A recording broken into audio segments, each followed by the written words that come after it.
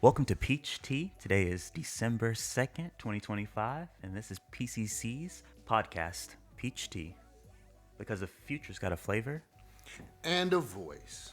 This is a space where we inform our listeners, empower future leaders, and facilitate lasting impact. My name is Darius Sanford. And my name's Marquise Solomon. Okay, so today's going to be our first episode. This is our pilot episode, so we're going to kind of share with you what we have envisioned for this podcast, our plans, concerns, and also kind of tell you about what we do. Right. So our mission at Peach Concerned Citizens is to unite activists, community organizers, faith leaders, citizens, and our social justice leaders to advance civic engagement and improve on people's lives. So in this podcast, we're going to be bringing you stories, interviews, discussions, and kind of highlight some of the things that we're doing here at PCC, some of the challenges we face, and, try to make a positive change in everyone's lives. And it's all going to happen with your support. And so I do want to say this, first and foremost, we are a nonpartisan organization.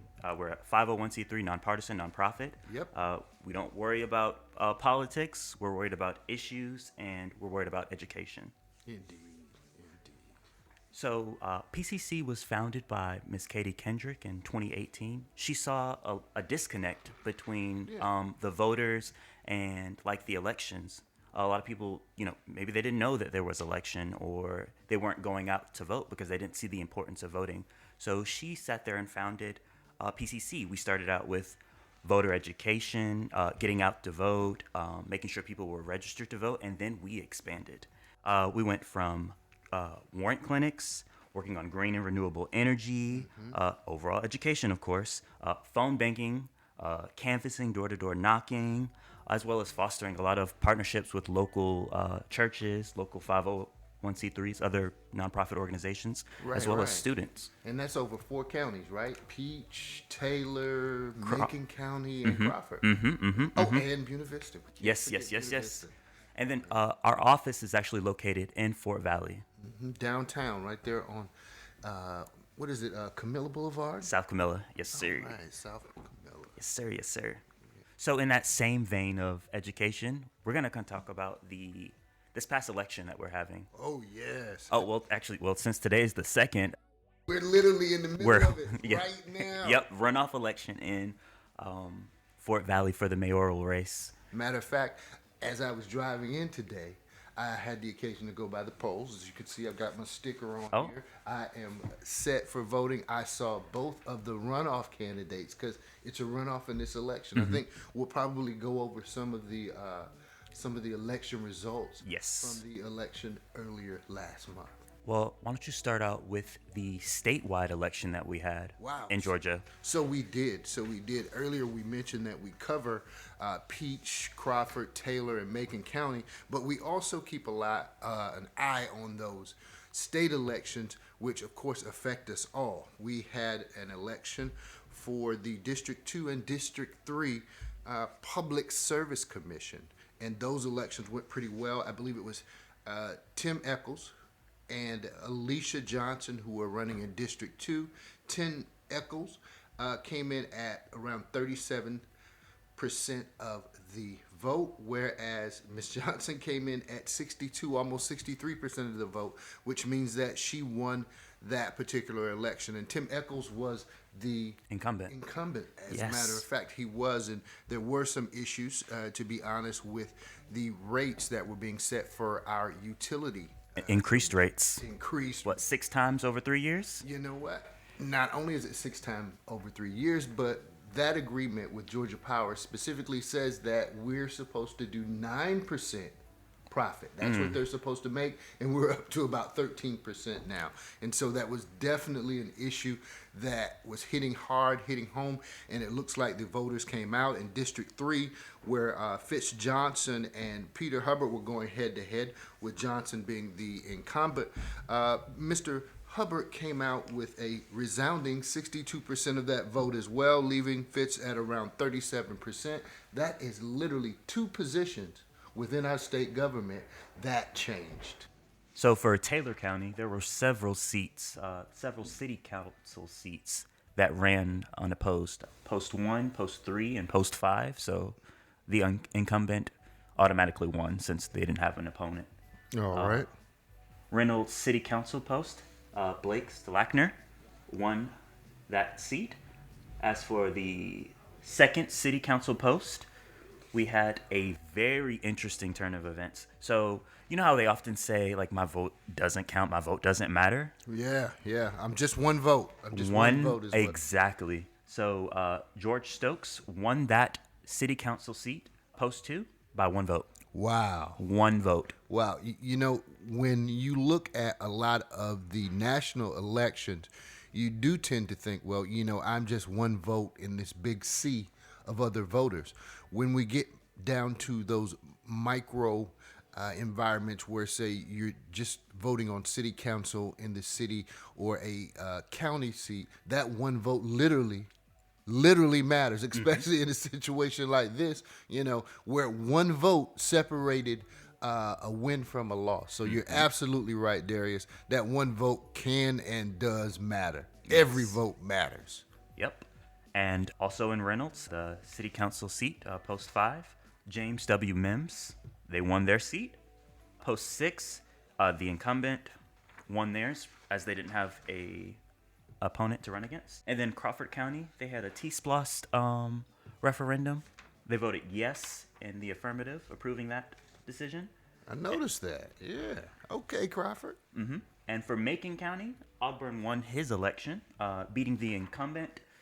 And for the City of Ideal, the at-large seat, the incumbent won that election. Gwendolyn L. Nelson won their election. All right. And then for the City of Marshallville, for the mayoral race, David E. Bryant won that race. Okay. And then for the City Council at large, we have another case of one vote making the difference. Wow. So Tim Gerard, they got to win. That one vote put them over the edge, and they won that election. That's that one extra person that they stopped to talk to at the gas station to let them know what their platform was, and they made a difference. So definitely that one vote makes a difference. It looks like Charlie C. Carr won that city council at large seat in Montezuma as well. All right. That's a nice win for Montezuma. And then the county voted in favor of Sunday sales of spirits and alcoholic beverages. Right. So Moving on. yeah, moving on. In Peach County, our mayoral runoff between Jeff Lundy and Shakima Reeves is literally taking place right now on today. And one of those individuals will end up being the new mayor of Fort Valley. So by the time you're listening to this, we'll probably have the mayor announce who won that race. So we'll probably insert this right about now. This is Darius from the future. I want to give a congratulations to Ms. Reeves for winning the mayoral runoff race with 61% of the vote. Excellent. Yes. Also, we had an at-large seat. Alton Howard took that. The council for the East Ward, Juanita Bryant, she's the incumbent. She was able to hold that seat, as well as for the West Ward, Donald Williams will be our next city councilman. You know, that election here in Fort Valley, that runoff election, is one that really has been galvanizing our community. You know, I've seen individuals across the demographics spectrum going to different sides. The newer, fresher candidate versus the established, experienced politician. This is a battle that we see throughout the political spectrum, and something that is really taking play in this election in Fort Valley. And in the same vein of a lot of, this past election cycle, there's been a lot of things going on around the country, specifically California with their Proposition 50. Yeah. Starting that not even starting, it's, I guess, tit for tat redistricting. Yeah, because I think that it was Texas who actually started this. I believe what it's called, is it called off-cycle redistricting? Mid-cycle redistricting. Mid-cycle redistricting. And so California's Prop 50 is actually in response to what Texas did, right? They voted to approve. They voted in affirmation of we're drawing new maps to help the party in power in response to Texas drawing maps to help their party in power. Now, I don't remember there being a proposition on the ballot in Texas for them to. Usually it's an independent commission that draws their maps. And so they had to, it was more of a roundabout way to do it. They had to get approval from the public because they Okay. were going out of the ordinary to do that. And so they did get approval from the majority. I think it was over 60% approved. And with Texas, the state legislature draws the maps. And so they just, they started a special session and drew the maps. And that was simply it. So it was the people rather than the politicians in Florida who decided that this was the thing to do. Texas, yes, yes, yes. Okay. All right, all right.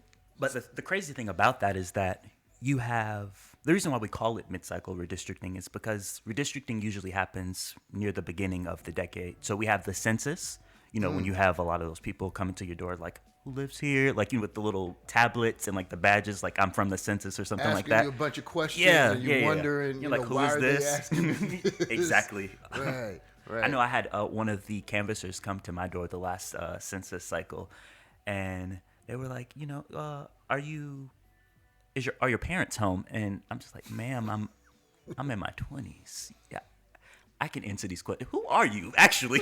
First of all, you do have, that boyish disposition that you just can't get beyond. But I'm trying to, I can almost grasp it here.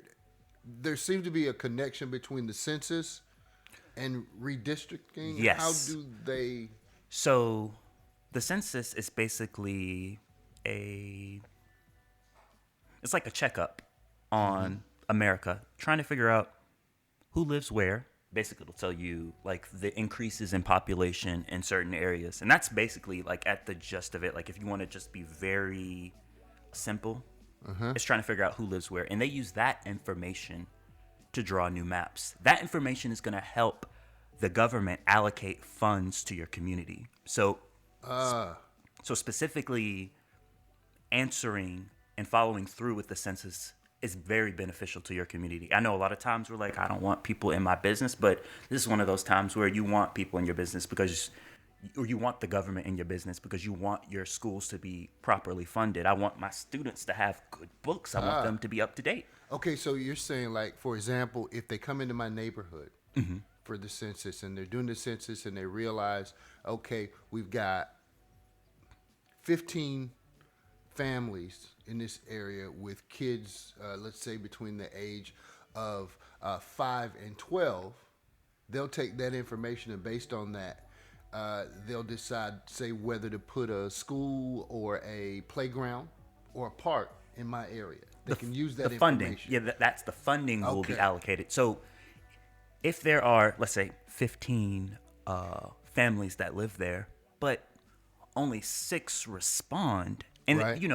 they may have like some estimates that it may be slightly higher, you're missing out on funding, and that's the Wow. funding you need. And then also, when we specifically talking about redistricting, that's how the House of Representatives is going to allocate the seats to specific states. Sometimes if a state is growing faster in relation to the other states, it might gain a seat. Or if it's losing population compared to the other states, it might lose a seat. And so that's where you get that mid-cycle redistricting that we were talking about. So it's usually follows in this process. You start with the census, and then that data comes out, and then the legislature or the independent commissions or the bipartisan commissions or whoever's drawing the maps, they use that information to draw the maps for that cycle. But So if we're literally in the middle of it right now, where's the data? There's not. Yeah, there's No new not data. a census for another 5 years. And that's the problem. You have politicians. Light bulb. Ding, ding, ding. Politicians drawing the maps to favor themselves. You have politicians choosing their constituents and not the constituents choosing their politicians. The voters are kind of just like sitting on the sidelines like, oh, this is okay. Wow. Wow. Okay. All right. That gives me a better understanding of the redistricting thing. Now, how does that affect us? So we're going to go on a journey. So All right. I'm All going to right. take us on a slight journey. So in 2013, there was a Supreme Court case that struck down a provision of the Voting Rights Act of 1965. It was the pre-clearance. That's where areas, not districts, but areas, locations that had a history of discrimination or discriminatory practices, they had to get pre-clearance, pre-approval from the federal government before they could put that into place. So no new rules like poll taxes, literacy tests, where all of those things are coming from, Right. or gerrymandered maps that were racially discriminatory to minorities. They had to get approval from the federal government before they put that into place. And when that was struck down, it opened the floodgates for all of those different types of discriminatory practices. Once that came out, and once that weakened the Voting Rights Act, Yeah. it's just been like a downhill thing. And now, Louisiana versus Cali, the Supreme Court, they heard the oral arguments earlier this year, I think sometime around March, and then again in October, and it's looking rough because what they're specifically discussing is Section 2 of the Voting Rights Act, and that's what organizations, people often use to protect minorities and others from maps that disenfranchise them. And so weakening it or getting rid of it entirely, it's not good. It's not looking good just based off some of the arguments that we're hearing from the It justices. almost seems as if so the Section 2, I believe it was what you called it. Section 2 was put into place in order to prevent the things that are literally happening right now, and at the same time they are literally arguing whether or not Section 2 is still valid or still constitutional or relevant at this point in time, while we're going through the issues that Section 2 was meant to fight. So I think the maps in Louisiana, African Americans make up 1/3 of the population in Louisiana, and so usually it was like, I think they were apportioned 6 seats, but the maps that were drawn only had one minority majority district, one district where a minority, African Americans, could actually affect the outcome of that election. And so it went to court. They found that the maps were discriminatory, and so they had 2. And then a group of, quotation marks, non-African Americans said that the maps drawn because of the discriminatory maps were discriminatory. And so it's just a complete roller coaster ride. And so that's what they're listening to right now. And so we're trying to get a gauge of what it might look like, and we're still worrying about that. And all of this is circling around the center issue of redistricting, making sure that there is accurate and fair representation for all citizens, regardless of color, but also with respect to people, to color, to different thoughts. Wow, this is interesting. So this is what it is to be civically engaged. Tell me more. Thank you for mentioning that. So in Alabama, their maps, you're going to hear a lot of this, their maps were struck down.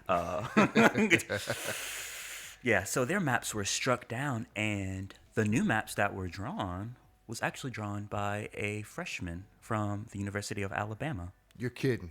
I kid you not. Get out of here. Yeah, at PCC, we recently had an event at Fort Valley State University where some of our college students drew maps using the same software that student in Alabama did. And so I was telling the students there that, maybe we may not individually be able to draw that map, but as a collective, we can come up with a map together that can at least be pushed forward should Georgia engage in mid-cycle redistricting. That would be one of the things that we could do as a community. Okay. To combat any maps that may or may not be unfair. That's interesting. Wow. So it seems as if redistricting is something that we should all at least have a rudimentary understanding of.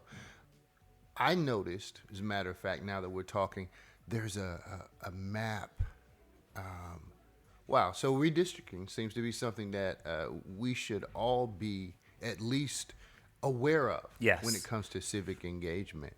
Are there any educational tools or material that you could give us reference to that would perhaps help us to further understand? Because this seems to be extremely important, and it's something that we don't talk about a lot. So the software that we used was Dave's redistricting app.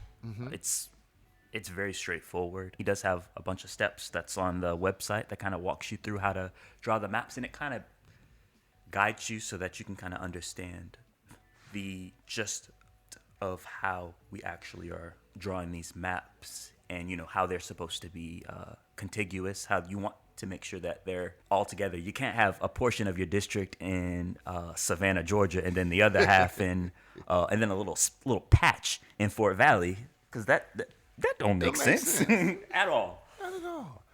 So you think that maybe we could drop the links to that particular site?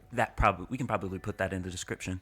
That would be perfect. That Okay. would be perfect. And maybe if we get enough response from this, maybe sometime in the future, maybe in 2026, we can get Darius to come out and do a symposium. A mapping on, software. That Yeah. would be awesome. Yeah. That would be awesome. All right, looks like we're about out of time. I want to thank everybody for tuning into our first episode. We're definitely happy to have you guys with us. We do have a couple of things that are going on with PCC. We have our clergy and lay leaders meeting that we have every second Saturday, and our collaborative meeting that we have every third Saturday. The collaborative meeting that we Right. have with the other nonprofit organizations. Those nonprofits that are here in the Middle Georgia area, we like to collaborate with those individuals. Sometimes there's power in numbers, and so we want to make sure that we invite all of our collaborative partners to come to that meeting. What else have we got up? Oh, we also have a special project. We need to come up with a new name. We don't really have a new name because it just encompasses a lot of things. Terry Jones, he has an area in the office. We have a computer that we allow for people to come in, and he kind of walks them through the process of getting the benefits. Right, Like the SNAP and the TANF benefits. Exactly, Because exactly. everybody doesn't necessarily have access to a computer at home, Mm-hmm. or they may not be able to get to the library, or they may just need some additional help walking through those steps. Terry does a phenomenal job. So that special project, he's going to have 2 days that he's Monday and Wednesday. So 2 appointment slots, 11 a.m. and then a 1 p.m. appointment Okay. slot. So you just go onto our website at peachconcernedcitizens.com and Okay. then just, sign up for an appointment and then come on in, and he'll help you kind of walk you through and kind of anything that you have issues with. If he doesn't know, he knows people who will know. So that's 11 and 1 o'clock on which days? Mondays and Wednesdays. Mondays and Wednesdays. So he's got 2 slots on Monday, 11 and 1, and then another 2 slots on Wednesday at 11 and 1. So we're doing things down here at Peach Concerned Citizens outside of just the voter registration hub, right? Mm-hmm. What else have we got going on? And so we also have a Peach Action Hub. That's our Discord. For any of our gamers out there that you know Discord. Yes. So it's kind of a place where people can be up to date on, some of the events that are happening in regards to civic education. I know I used to work in a warehouse, and so I didn't have time. I was working 10-hour shifts. I didn't have time to kind of look up at the news and figuring out Right. what was going on all the time. So we're meeting them where they are. Exactly. We're trying to get that information to everyone so that they don't have to go searching for it. And this is what this podcast is about too, so that you can have an update over, all the important things that may have happened over, the past month or so. Absolutely. And you can kind of listen to this while you're making dinner or, washing dishes or washing clothes or doing something, Definitely. We want to make sure that we bring you all the information as it comes, as it relates to you locally. I know if we look at the national news, it seems like everyone is crashing out right now. Everyone. We want to make sure that the information that we bring you is topical and relevant to your life today. For our listeners here, we want to tell you that there's so many ways that you can get involved in your community, be it canvassing or phone banking or, showing up to one of our events. Absolutely. And working with young children, working with students on campus, working out in the community. There's just a lot of ways of getting involved. apply, to be a volunteer with Peach Concerned Citizens, you can stop by in the office on South Camilla, or you can go to the Peach Action Hub, or go to our website at Peach Concerned Citizens, our Facebook page at Right. Peach Concerned Citizens. Or if you see one of us out and about in the public, stop and talk to us. Yeah. We don't mind talking to you. You'd be surprised some of the things that we're involved in for the enrichment of our community, including green and renewable energy. Yes. Yes, definitely. We have programs here that fit most any personality when it comes to helping out the community. We're definitely going to have a special episode on green and renewable energy coming up in the future. Indeed.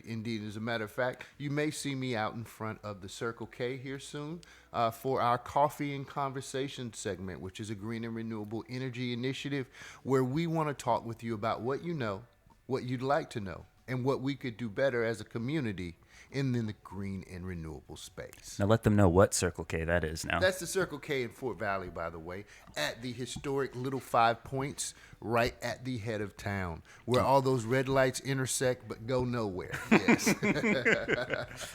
Yes. Yes. Our Instagram is also, we have an Instagram, Peach Concerned Citizens. Absolutely. I think everything is Peach Concerned Citizens. It is. We weren't really creative with that one. Our next episode will be a special episode. We'll have a special guest. I'm not going to tell you who, but it will be over healthcare. And it's worth it. Make sure that you tune in, folks. This is information, like I said, that is going to be topical, and relevant to your life right now. If you've kept abreast of any of the things that are going on nationally in terms of health care, subsidies, and whatnot, and wondered how that's going to affect you, you need to come and sip some peach tea for our next episode because we've got the goods, folks. I'm Darius Sanford. I'm Marquis Solomon. And this is Peach Tea.